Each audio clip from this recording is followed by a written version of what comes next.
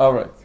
Now my next question is about vocabulary. As you said, you just highlighted vocabulary for the SAT. What would be the best suggestion or suggestions for the students who want to improve their vocabulary? You talked about flashcards. How about other ways? What would you suggest for vocabulary? It kind of depends on like what level of vocabulary you have. First of all, I mean, if I were that student in, like, say, B1 or B2 level of English, I would start reading various texts, and I would be using much follow this like conventional way, like traditional way. I would just highlight the words, I would write them down, I would because to learn words, it's not enough just to see the words. You need to see, you need to write, you need to use, you need to hear it several times before you actually start using, and it becomes a part of your active vocabulary. Well, luckily, it doesn't really check your productive skills. Writing or speaking, SAT, it checks your, basically, the more passive skills, so the one's comprehension of the text overall. So as long as you can recognize, you're good. The easiest way, I would say, is by going with the roots, Greek roots, Latin roots, prefixes, suffixes.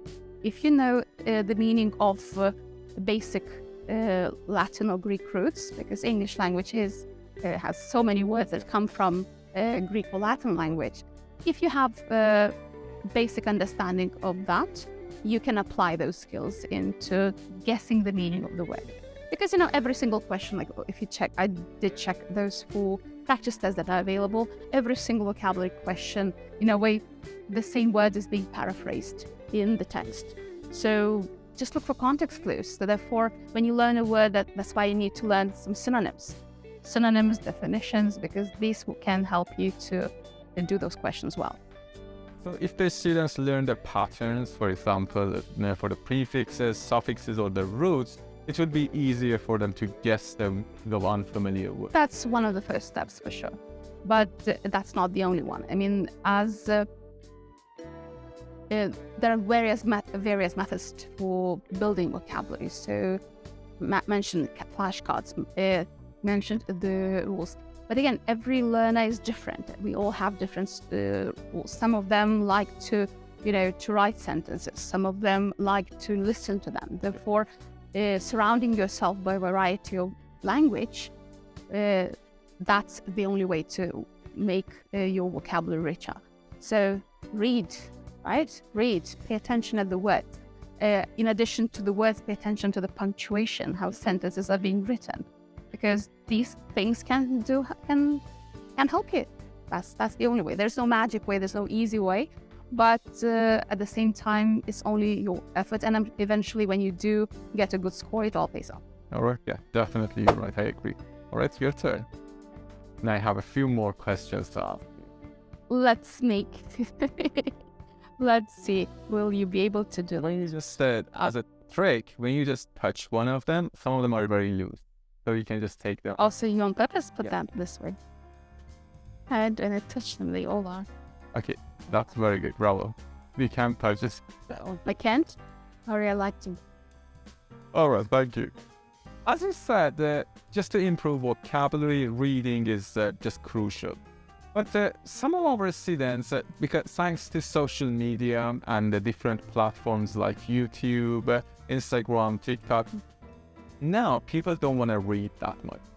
Can we use social media or other platforms to improve vocabulary or prepare ourselves for the SAT instead of reading? Well, if you find the platforms that are actually are focusing on academic aspects, of course, if you're listening to some academicians or scientists debating on certain topics, yes, it can help you. But I would still go with the traditional way. As an alternative for like flashcards and highlighting the words in the text, we have lots of applications that are created to practice SAT vocabulary. There are a number of resources, number of books that were published with a focus on most frequent words used in the old SAT. As unfortunately, there is not much research that's being done. Was done on the current digital SAT. We still need a few more tests until some kind of research will be done.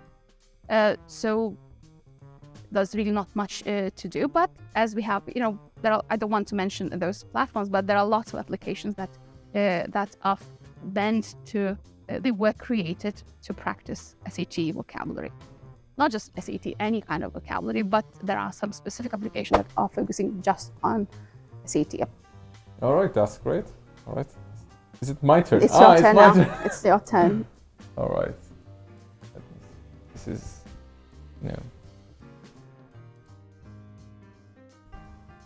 found it. All right. That's it. All right, now let's continue with the reading part. As you said, also reading is crucial. Again, another important part to ace SAT. And how can we just improve our reading skills specifically for the SAT? You said read a lot, but how about the specific tricks or techniques that you have? Well, first of all, read with a purpose. You have to understand why you're reading. And in order to, as you are doing practice tests, let's say, that's why before you actually start preparing yourself for SAT, do the first practice test, just to see where you are, what problems you have, identify your problems, and then focus on them. Try to actually fix those mistakes that you made. And let's say if you have problems with reading, so pay attention to the questions and try to read several times the same text with those different purposes. Let's say, is the question asking you why is the purpose of the text? Let's say, why the author wrote it. If you read it one way, if the question asks you, let's see, what is the structure of the text, then you read it completely different way. You're not really looking much at the meaning. Yes, you do have to know what's the main idea of the text, but still you look at how the sentences are being built, how the paragraph is being created with the use of the sentence. What is the function of every single sentence? I mean, I would say SAT wants you to be a good editor. So if you are reading, looking at the text from analytical point of view, you will be a good editor and you'll do well in SAT. Oh.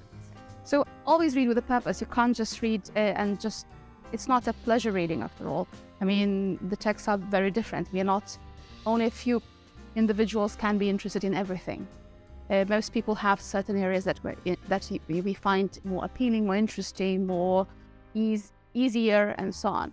So therefore, read variety of texts. You have to.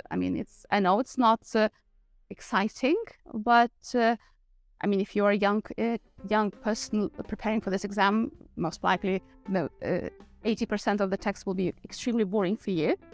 But there is reason why we're doing that. I think that's this type of tests require builds your perseverance and builds your character, and eventually you understand that it all pays off. Yeah, definitely, you're right. If you do well. Yeah, thank you. Thanks again. Another just unrivaled advice. Next one. As if I take from the air, it will fall. No, it won't. That was so good. That's great. And you said also they check also our punctuation. And punctuation is also another part of the SAT. That's right. How can we work on punctuation? What would be the best suggestions, best techniques for punctuation? As for punctuation, I would say the second thing, maybe the third thing. I think first of all vocabulary, then transition words, then punctuation. I think all of these tests they do make 60-70% of the whole text, of the whole English part of the test. Well, punctuation is what you have to start. You have to understand what kind of sentences we have in English language. Dependent sentences, clauses, transition words. Because, when you learn transition words and punctuation, they are connected. Because transition words helps to connect some ideas. Punctuation helps to connect the sentences, separate the sentences and the same ideas. So, yes, you do have to go through the basic rules, the function of each punctuation mark, then practice and notice how the sentences are being built. It's quite challenging for non-native speaker to approach this type of question, simply because personally I was taught, when I was taught punctuation in my middle school, my teacher said that, well, just, whenever you make a pause, put a comma, that's it. These were the rules that we knew. But then as you go on, you keep learning, and you see that there's actually there are quite strict rules. And so to do punctuation, I mean, what a type of usage of like comma, like where we do not use comma, how we use comma with adjectives within a sentence, within adjectives, within lists, how we use comma with modifiers, relative clauses, participial clauses, noun phrases, prepositional phrases. You have to understand what is a prepositional phrase, what is relative clause, or what is essential, non-essential clause, what is participle. Those words sound scary to younger people, but once you understand that, then you'll start noticing these things in the text, and eventually then you get into the habit that you start correcting other people's punctuation. That's terrible, but that's what it is. Yeah, you're right. That was good. By the way, if you have any questions about the SAT, please write in the comments below. And in our next video, we will just discuss those questions as well. All right, now it's my turn. Let me see.